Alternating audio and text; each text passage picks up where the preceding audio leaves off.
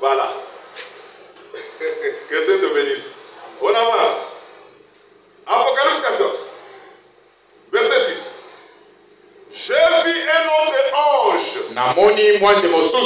qui volait au milieu du ciel. On dit l'ange qui volait au milieu du ciel. Il avait un évangile éternel pour l'annoncer aux habitants de la terre, à toute la nation, à toute tribu, à toute langue et à tout peuple. Il disait qu'une voix forte craignait Dieu et donnait-lui gloire.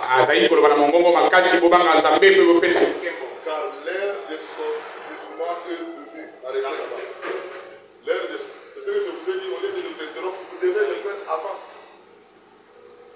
Cette écriture d'Apocalypse 14, à partir du verset 6, on parle d'un ange qui vole les cieux. Parce que vous me regardez, comment vous avez les mémoires? Un ange qui volait les cieux.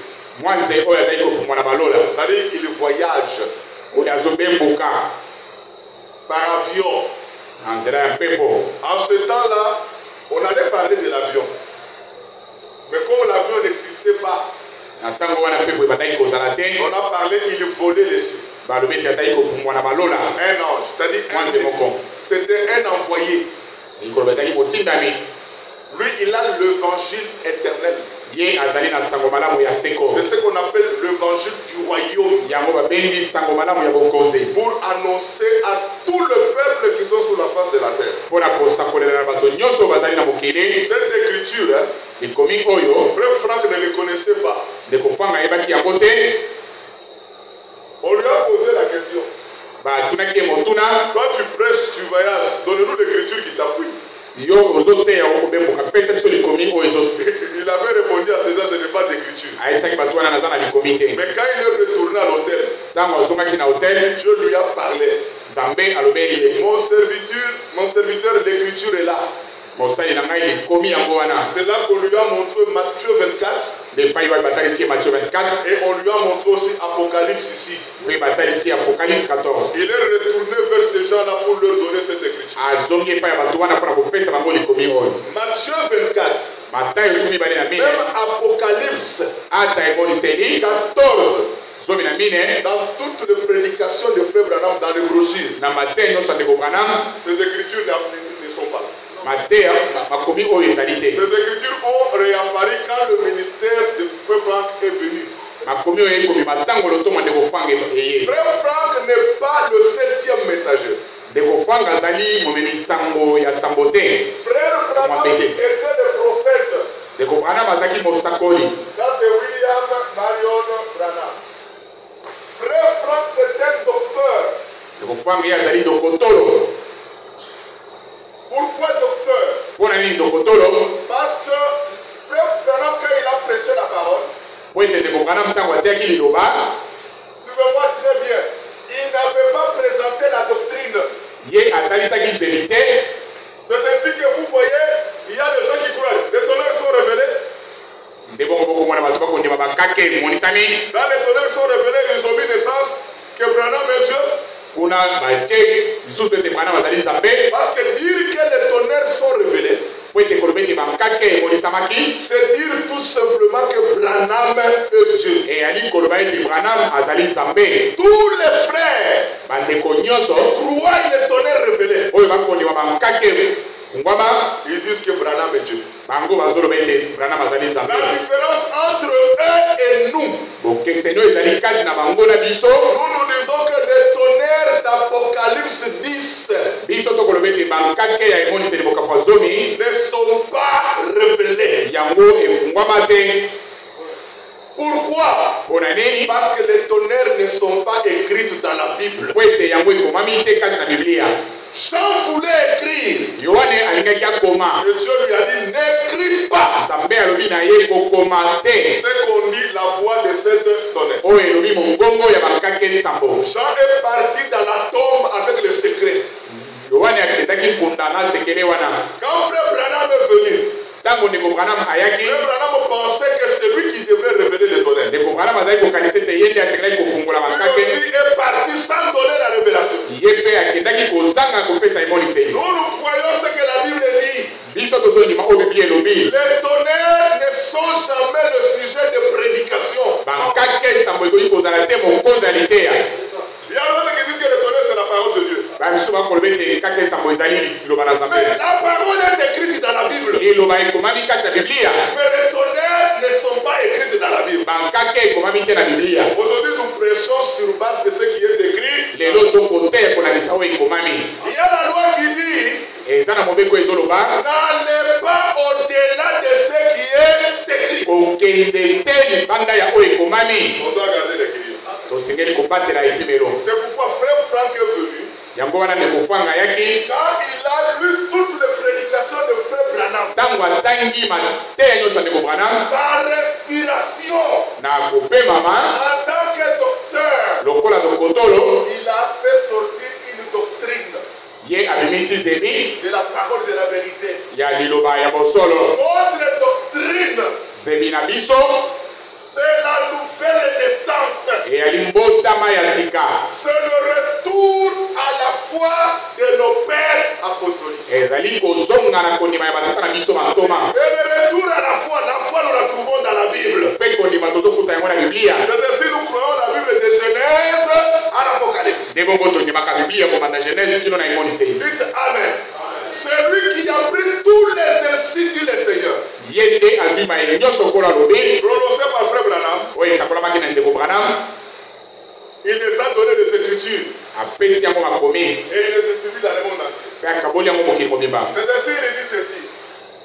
La prédication aujourd'hui. Bongo lobi liter lelo. C'est écouter frère Franck. Yali koyoka ndeko Frank. Et prêcher ce qu'il a dit. Pe koteya oyo azoteya. C'est la parole qui prépare l'épouse. Yango wana liloba oyo ezobongisa mwasi na libala. Frère, oui, Franck ne contredit jamais frère Branham. Ndeko Frank atikala kotelemela ndeko Branham te. Par contre, c'est l'homme établi par Dieu qui a bien écouté frère Branham. Azali moto oyo Nzambe atie oyo ayoki malamu ndeko Branham. C'est pourquoi il dit, yango wana azoloba. Écoutez-moi et comprenez. Biboyoka ngai mpe bososola. Nous, biso le prédicateur local, bateya bisika. c'est frère Franck qui a le ministère mondial. Ndeko Frank naza na lotomo ya mokili mobimba. Moi j'ai mon ministère dans l'assemblée locale. Ndeko aza na lotomo na lisanga na esika. Mon problème c'est écouter frère Franck, likambo ezali ete koyoka ndeko Frank, développer et vous donner. kofongola yango mpe kopesa bino. Amen. Le Dieu que nous connaissons, Nzambe oyo toyebi, c'est le Dieu que nous voyons en frère Franck. yali Nzambe oyo tokomona kati ya ndeko Frank. Nous n'adorons pas un homme. Tozokumamela motu te. Nous adorons Dieu tokokumamela Nzambe qui révèle sa parole à travers son serviteur. oyo azofongola liloba na ye na nzela ya mosali na ye. Dites Amen. C'est ainsi que, comme Dieu travaille avec frère Franck, lokola Nzambe akosala na ndeko Frank, j'avais dit que même nous tels que nous sommes là, ata biso ndenge tozali wana, nous n'adorons pas un Dieu imaginaire. tokokumamela Nzambe moko ya mabanzo te. J'adore le Dieu que je vois dans mon frère David. nazokumamela Nzambe oyo nakomona kati na ndeko na ngai. Quand je regarde David, ntango natali ndeko David, je connais ce que David était nayebi oyo azalaka et ce que David est devenu. mpe namoni oyo akomi. J'adore le Seigneur. nangumameli nkolo. Et vraiment Dieu a changé frère David. nayebi ete Nzambe abomboli ndeko oyo. C'est le Dieu que nous nous adorons. nde Nzambe C'est tozokumamela. le Dieu qui a le pouvoir de transformer quelqu'un. eyali Nzambe oyo aza na makoki ya kobongola C'est moto. ce que nous avions dit mercredi et vendredi. yango tolobaki mokolo ya misato mpe mokolo ya mitano. Tel que nous sommes ici, ndenge tozali boye, nous n'avons pas de n'importe quel témoignage. tozali na litatoli atako ya lolenge Le nini te. témoignage que nous avions besoin, litatoli oyo toza nango bosenga c'est de voir un frère de l'assemblée ici ezali komona ndeko ya lisanga devenir croyant akomi mondimi et être transformé. mpe abongwani. Je vous ai dit, comme beaucoup de gens ne sont pas transformés, lokola bato ebele babongwani nano te, évitons. Quand vous vous retrouvez parmi les païens, soki ozali katikati na bapagano, ne chiez pas, kosumba te, n'insulte pas, kofinga mpe te, ne critique pas. kotonga te, Parce que ces païens-là, po ete bapagano wana tu manqueras le courage de leur prêcher. okozanga mpifo ya koteya bango liloba. nous, on doit tout faire pour avoir une bonne conduite. Biso to sengeli ko sala maso pona ko zana na etamboli ya malamu. Dites amen. Quand je me retrouve avec Frère Charles, So na kutani na ndeko na ngai, je peux prendre même 10 bières. Est-ce que vous me suivez? Je peux prendre même 10 bières. oyi komela na ngai. Il peut me voir même vomir. Akoyi komona tanga ina sanzi. Mon Frère Charles comprend bien la parole. Lokola sosoli malamu liloba, Il n'en fera pas un problème. akokomisa ngo likambo te. Il les gardera. Akobomba, Il priera que le Seigneur aide les frères qui comprennent pour ne pas vomir. akobondele te nkolo sunga ndeko alango boye te. Mais moi, je quitte ce Frère Charles. Kasi nga na longwe epai ya ndeko, Je vais chez mon voisin ici. nakei epai ya bavoisin, Je me mets là-bas. navandi, Je consomme 10 bières. nameli zomi, Je chie même là-bas.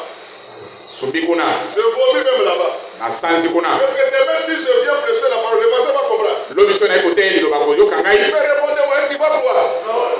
Il va dire que Tika Makamboana, pasteur Abangwa, il a Masumbia. C'est pourquoi on doit avoir des comportements meilleurs. Yango tosengeli kozala na ezaleli etamboli moko ya malamu. Tu te retrouves avec les païens. Omikuti kaka bapagani. Les gens qui n'ont même pas la foi comme ta foi. Bato oyo baza na kondima te lokola yo. Je donne l'exemple. Oui. Le monsieur a dit, votre frère David là, votre frère là, ah, c'est votre frère. Ndeko wana azaka ndeko na frère na bino. On est en train de dire que oui, c'est mon frère, je l'aime beaucoup. Na esiko loba azaka ndeko na ngai na ngai mingi. Mais toi tu dis non, c'est un fou. Est-ce que vous comprenez ça? Mais c'est ton frère. Zoka ne ndeko na yo. Devant un païen, tu le dénigres. Liboso ya bapagano yo komona epam.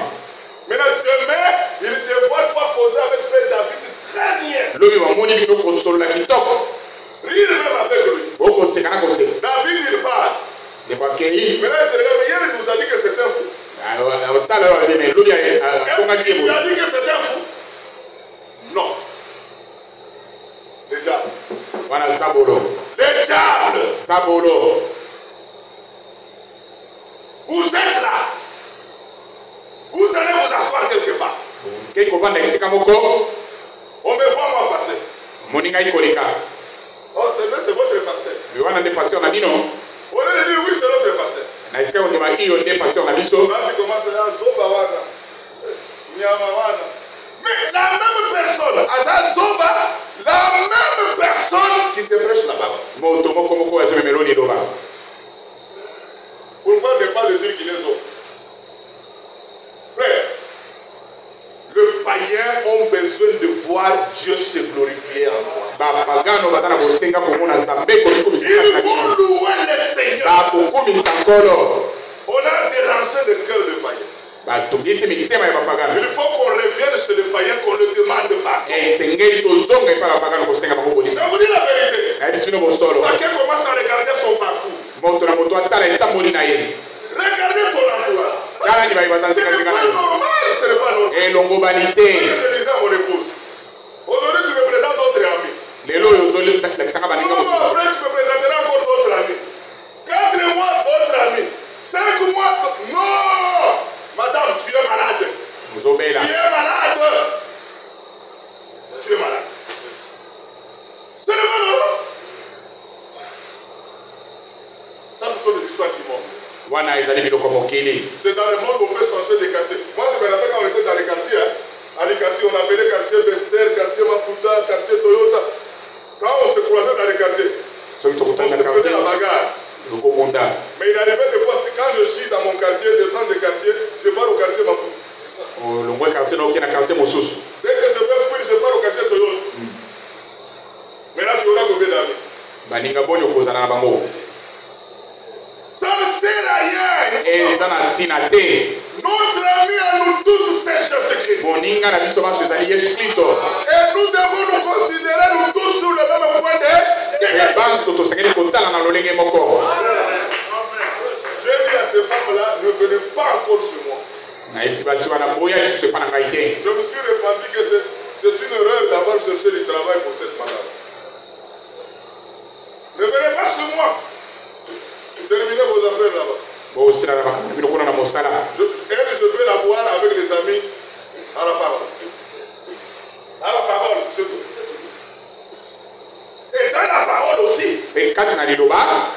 Tu ne peux pas voir. Aujourd'hui, tu es avec cela. Tout le monde. Tous les frères et toutes les sœurs au même niveau. Vous savez, il y a un adage qu'on a dit, dis-moi celui que tu fréquentes. Je dirais, souvent les gens s'accordent à des personnes qui acceptent tes bêtises. Dès que tu trouves que frère Robert ne peut pas accepter ses bêtises, tu commences à le fuir. Tu le fuis calmement. Fuis-le calmement. Il ne faut pas commencer à nous dire, oh frère Robert là, il est comme ça. Non, non. Ce n'est pas important. Ce qui est important, regardons le Dieu qui transforme Robert.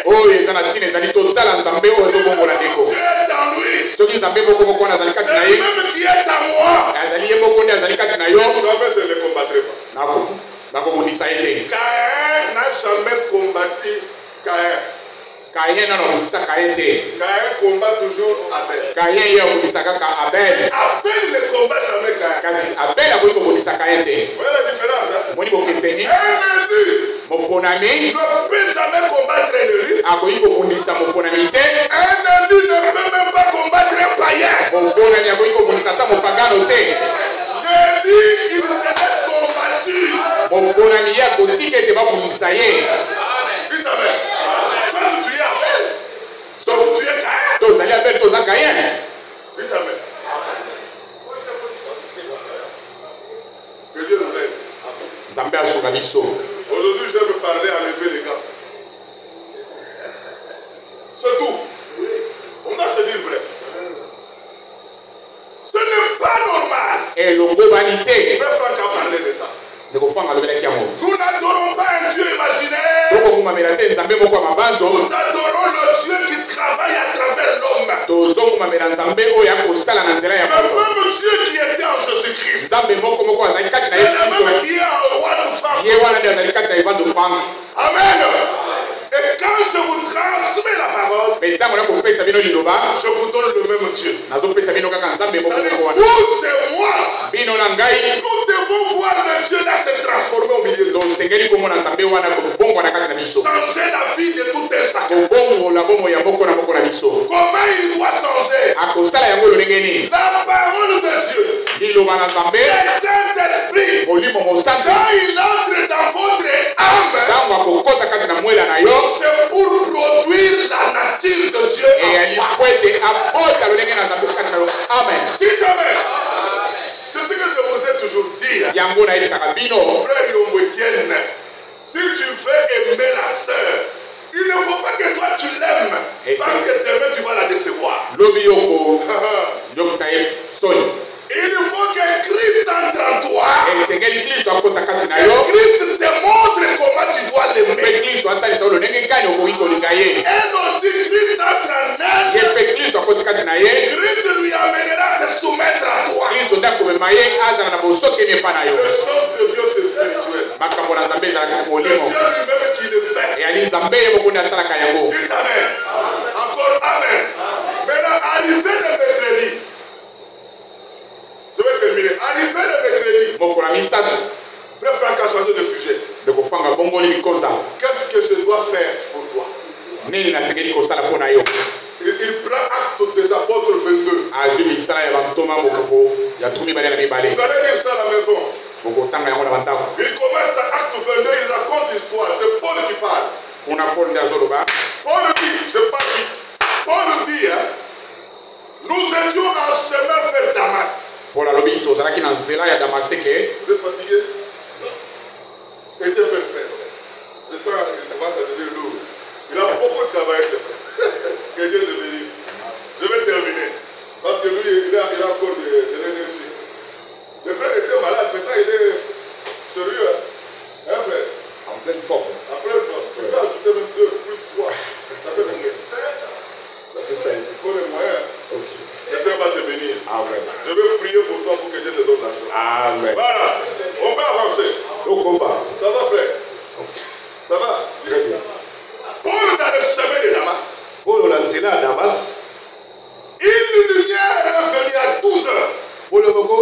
pas il a à midi. Ils ont vu tous la lumière. Tous ont vu la lumière. Lisez ça. Tous ont vu la lumière. Ils sont tombés. Mais il n'y a que Paul seul frère Képhas. Que Dieu te bénisse pour le sujet de l'élection et la prédestination. Paul seul. Celui qui a entendu la voix. Mais les autres n'ont pas entendu la voix. La lumière a brillé. Paul a envoyé comme cette lumière était grande. La lumière a aveuglé ses yeux. Paul est comme ça qui est aveugle. Il est tombé. Maintenant il donne le témoignage. Dans Acte il dit tous ont vu la lumière. Mais il n'y a que moi seul qui a entendu la voix. Frère, et celui qui parlait, c'est l'homme de Dieu. Le verset 9. Ceux qui étaient avec moi virent bien la lumière, mais ils n'entendirent pas la voix de celui qui parlait. Alors j'ai dit, que ferai-je, Seigneur? Il t'amène. Amen. Maintenant, actualisons comme l'homme de Dieu. Il y a même lumière qu'ils ont vue dans le chemin de Damas. C'est la même lumière que nous avons vue le soir. Zacharie 14. Vers le soir, la lumière apparaîtra. Il dit, frère Branham est venu dans cette lumière du soir. Tous l'ont vu. Tous l'ont vu. C'est ainsi qu'il y a eu tabernacle aigle, tabernacle ceci. Tous l'ont vu. Est-ce qu'il avait dit faire le tabernacle? D'autres même, Branham a dit. Non! Branham n'a pas dit de prêcher les brochures. La foi, c'est le retour à la Bible. Tous ont vu la lumière. Tous au nom de Branham, ils sont devenus riches. Parce que la lumière était grande. Mais c'est lui qui a entendu la voix. Un seul. Dites Amen. Amen. Un élu de Dieu. Un seul. Il a vu la lumière. Et il a entendu la voix. Mais les autres n'ont pas entendu. Frère, il faut être dans une assemblée de gens qui entendent la voix. Pas dans l'assemblée parce qu'ils ont vu la lumière. Nous ne sommes pas des gens de la lumière du soir. La lumière du soir a déjà brillé et c'est déjà passé. Nous sommes de ceux-là qui entendent la voix.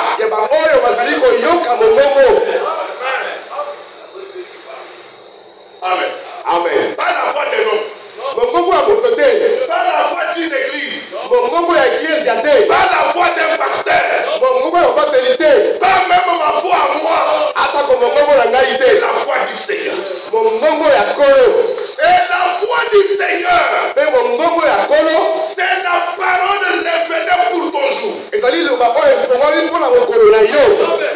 Quand Paul a entendu ça, lui il était dans une dénomination. Il allait tuer le véritable chrétien. Mais une fois lui a parlé. Saoul, pourquoi me persécutes? Il a dit, qui es-tu, Seigneur? Jésus a répondu, c'est moi. Yahshua. C'est moi. Jésus-Christ. Que tu persécutes. Il était tombé par terre. Maintenant, écoutez la réponse. Que ferai-je, Seigneur? Que dois-je faire? Frère, ma soeur, mon frère, frère Généon, on a vu la lumière, c'est pas ça? Ce soir, frère Branham est venu. Il a prêché beaucoup de prédications. Mais est-ce que tu as entendu la voix? Si tu entends sa voix, n'adoucissez pas ton cœur. Sa voix, aujourd'hui, c'est la parole révélée. C'est la promesse de ce temps. Mais quand tu entends la promesse, ne restez pas comme ça. Il a dit, que dois-je faire? Parce que beaucoup de gens sont avec nous. Hein. Ils ne connaissent même pas ce qu'ils doivent faire. C'est ainsi qu'ils nous amènent des habitudes de groupe de prière. Qui vous a dit que cette église c'est le groupe de prière? Il y a même d'autres. Est-ce que ça c'est l'assemblée du message? Nous ne sommes pas une assemblée du message. Nous sommes une assemblée qui a entendu la voix pour aujourd'hui. L'assemblée du message. Quand vous dites oui, l'assemblée du message. Ça veut dire nous qui sommes ici des messages. Ceux qui sont là au foyer social, le message. Ceux qui sont derrière qui s'assument le message. Les autres vont vous dire que pourquoi vous ne vous mettez pas ensemble? Nous ne sommes pas sur un tabernacle. Nous ne sommes même pas tabernacle de Mbujimaï. Nous ne sommes même pas l'église primitive. Nous sommes l'assemblée du Seigneur qui a entendu la voix de Dieu pour aujourd'hui.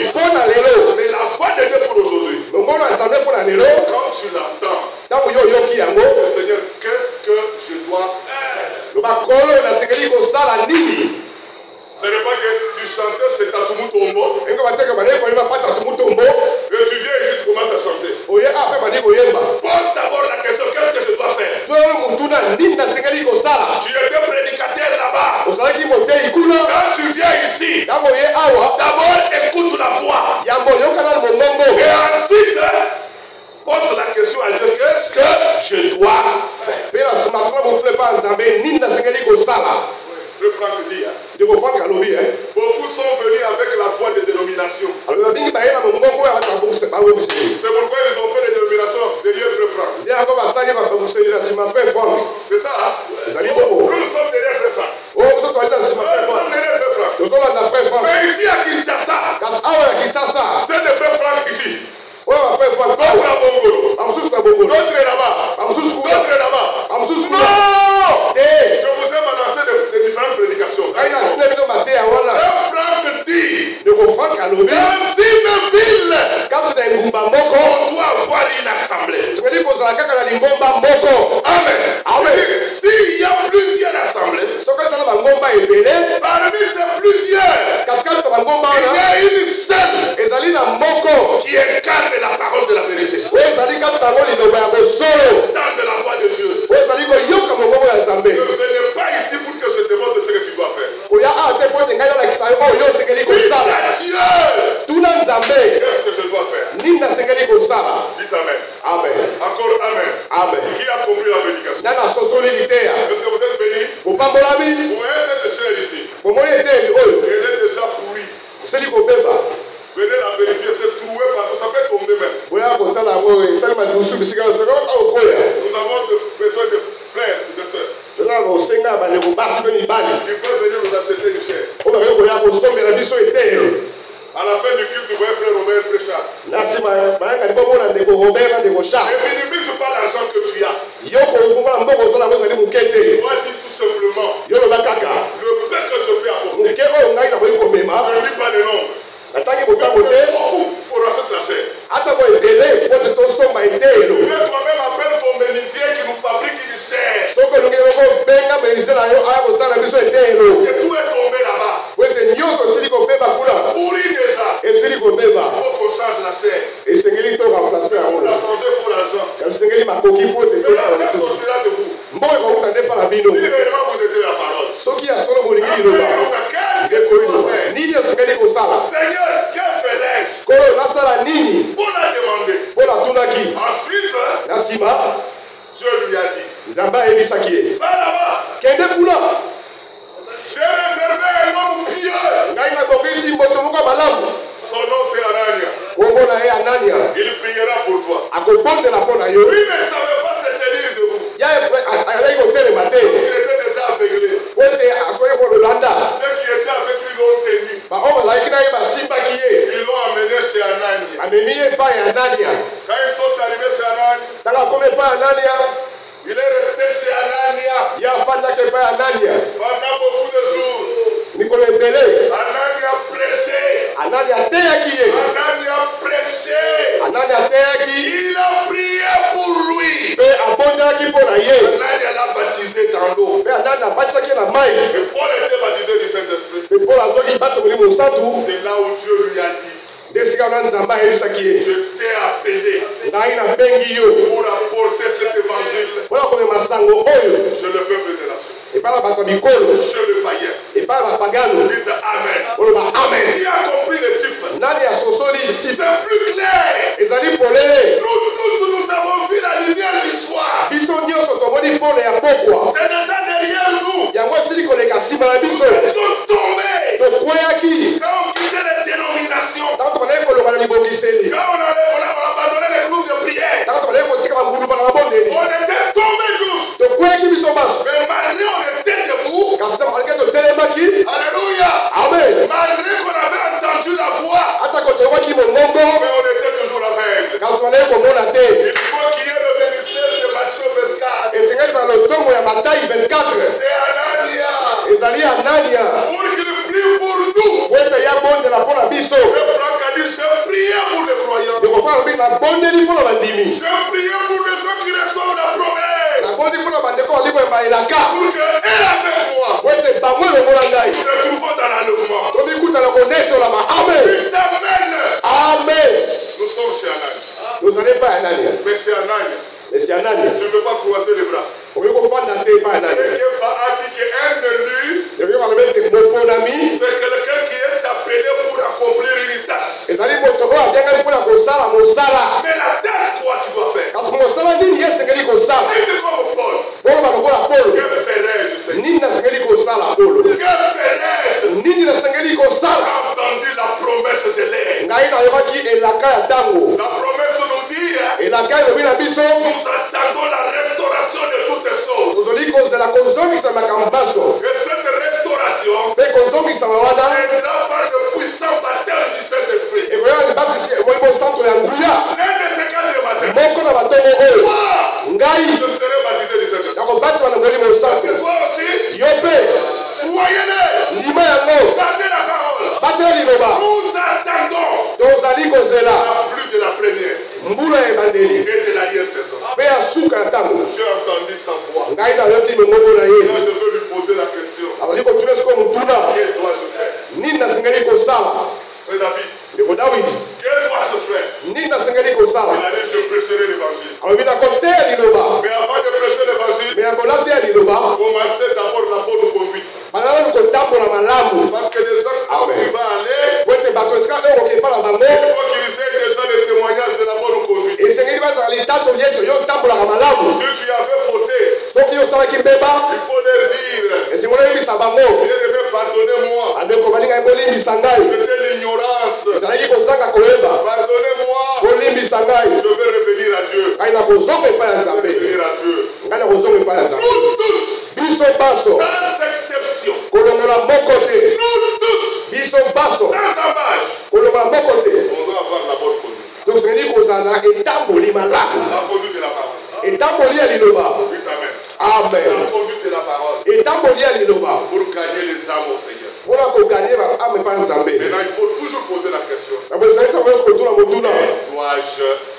Nini nasengeli kosala? Et hier, Mpe lobi il a parlé de la véracité alobaki na bosolo. et il a parlé aussi de la circoncision. Alobaki mpe na kokata bangenga. Pour que je termine de la prédication d'hier, Po ete nasilisa ete alobi. la circoncision Alobi kokata bangenga n'est pas dans la chair. ezali na suni te. La circoncision, c'est au Kokata bangenga ezali na motema. cœur. Ezali kati na motema na yo. Le cœur Motema na yo doit recevoir le Saint-Esprit. esengeli eyamba molimo santu. Et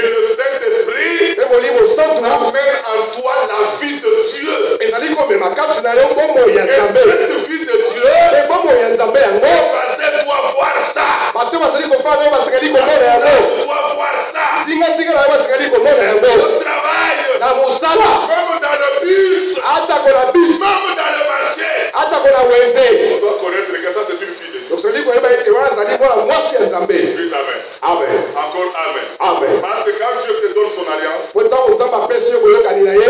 garde pas. On la présente que je suis marié. Je suis dans l'alliance avec Dieu. Et le Saint-Esprit. Quand toi tu as le Saint-Esprit, frère Yohanan, moi je verrai que le Saint-Esprit est en toi. Amen. Amen. Moi je ne veux pas voir frère Charles. Charles n'a pas besoin de voir frère Étienne. Il a besoin de voir le Saint-Esprit. Il glorifie le Seigneur. Le Saint-Esprit dans nos maisons. Le Saint-Esprit dans nos femmes. Le Saint-Esprit partout nous sommes. Parce qu'on en a besoin.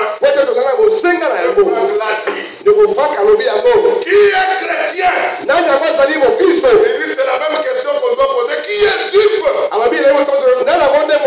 n'est pas celui qui est circoncis selon la chair, mais c'est celui qui est circoncis selon l'esprit, dont dans son âme, son cœur, il a reçu le Saint-Esprit. Et le Saint-Esprit commence à les conduire. Est-ce que vous avez besoin du Saint-Esprit? Parle au Seigneur. Il te la donne. Toi, prépare-toi. Arrange ta vie. Change toi-même. Dieu t'aidera. Maintenant que tu marcheras avec lui. Quand est arrivé, frère, parce que sur la terre, il n'y a plus encore du temps. Regarde ce qui se passe en Israël. C'est l'accomplissement des Écritures. Mais je veux vous dire, Israël récupérera tout. Les Palestiniens vont fuir. Les histoires là de Hamas. Parce qu'il y a des promesses. Israël récupérera tout. Et nous aussi, pour être bénis, bénissez l'Israël. Dites que l'Israël remporte la victoire. Qu'il récupère toutes ces portions. Et Dieu vous bénira. Il ne faut pas traîner, mes frères. Et pour terminer, frère, il a parlé de la véracité. Oh, j'ai aimé beaucoup, mes frères. Et j'ai compris l'écriture que je ne comprenais pas. Je veux pas dire que Dieu soit loué. Vous voyez l'écriture qu'on a toujours dit ceci. On dit ceci. 1 Jean 5:20. Je l'ai compris aujourd'hui. Que Dieu me pardonne parce que je prêchais de fausseté. Le Franck dit, hein, le Fils de Dieu est venu pour nous conduire à connaître le Dieu véritable. Nous sommes dans le véritable. À son Fils Jésus-Christ, celui de Dieu véritable et la vie éternelle. Il dit ceci. Quand on dit le Dieu véritable, c'est différent de ce que les baptistes racontent. Ça veut dire ceci. Dieu, quand il a conçu son plan du salut, c'est plein de promesses. Chaque promesse a son temps. Lui, il a compris chaque promesse. C'est-à-dire Dieu est différent de l'homme. L'homme peut te promettre une maison, mais il a la volonté. Il veut te donner. Il n'a pas de volonté. Il manque de moyens. Il dit, ce n'est pas ça avec Dieu. Toutes les promesses qu'il a données, Dieu ne manquera pas une seule. Il l'accomplira. Et cette écriture-là, mettez-les ensemble avec le verset 4, que tout homme puisse reconnaître le menteur. Dieu seul est vrai. Dieu seul est véridique. Dans toutes les promesses, il a promis, il accomplira toutes les promesses. Le plan du salut, c'est une succession de promesses que Dieu accomplit une à une. C'est pourquoi on dit il est vrai. Le Fils de Dieu est venu. Il nous a donné de l'intelligence pour connaître le véritable. À d'autres termes, pour connaître la promesse de ton jour, c'est lui qui l'accomplira. Il est le Dieu de promesse. Amen. Amen. Et la vie éternelle. Et la vie éternelle, c'est recevoir la promesse dans ton âme. C'est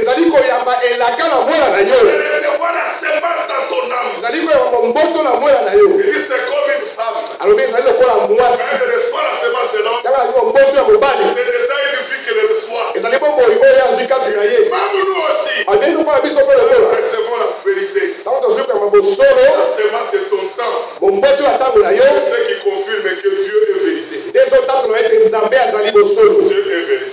Il dit que nous a donné l'intelligence pour comprendre, pour connaître. Ça veut dire celui qui doit dire que Dieu, Jésus est le Dieu véritable, c'est celui qui a reçu la semence en lui. Si tu n'as pas de semence, il n'est pas vrai en toi. Il faut recevoir la semence pour qu'il accomplisse la semence. Que Dieu vous bénisse. Et on va développer encore la prédication de dimanche aujourd'hui. Faisons que répéter, frère Franck. Nous allons chanter. Le monde n'est pas chez moi. Vous avez les recueils. Ces cantiques ensemble. Nous ne prêchons pas pour nous condamner. Nous prêchons pour que nous nous réajustons. Dites Amen. Que celui qui est dans les fautes, il revient à la lumière. Frère, nous sommes des croyants. Dites Amen. Amen. Encore Amen. Amen. C'est comme frère Félix est là. Le croyant Félix. Il n'est pas venu seul. Il a son fils qui est là-bas. Il y a d'autres fils qui sont là-bas. Sa femme est là-bas. Tous nous les appelons, ce sont nos frères et nos sœurs. Nous n'avons pas besoin de voir la famille de Félix. Nous avons besoin de voir le Saint-Esprit se glorifier dans chacun d'eux. Pas seulement ici. Venez même le Saint-Esprit chez vous. Et dans l'entourage. On a besoin de gagner les âmes. Les âmes ici, le Seigneur nous en demandera. Que le Seigneur vous bénisse. Que le Seigneur vous bénisse. Vous savez pourquoi j'exclus le mariage? Parce que le mariage ne nous amènera nulle part. Ce sont les histoires de la chair. Il n'y a rien là-dedans. Ce sont des plaisirs de 3 minutes. Et ce qui est important, c'est la parole du Seigneur. Amen. Amen. Quand on vient ici, je ne suis pas le mari de tel.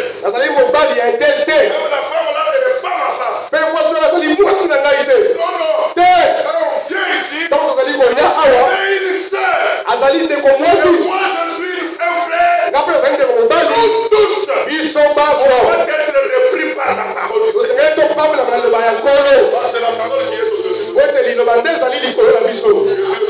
Zambé apambola biso. Je constate le monde du passé. Ndeko jelo tozoyemba mokili oyo ezali pamba biso te. Si vous avez le recueil, soki ozali na mokanda loyembo première partie, eteni ya yambo, c'est des cantiques de 40 quelques 41.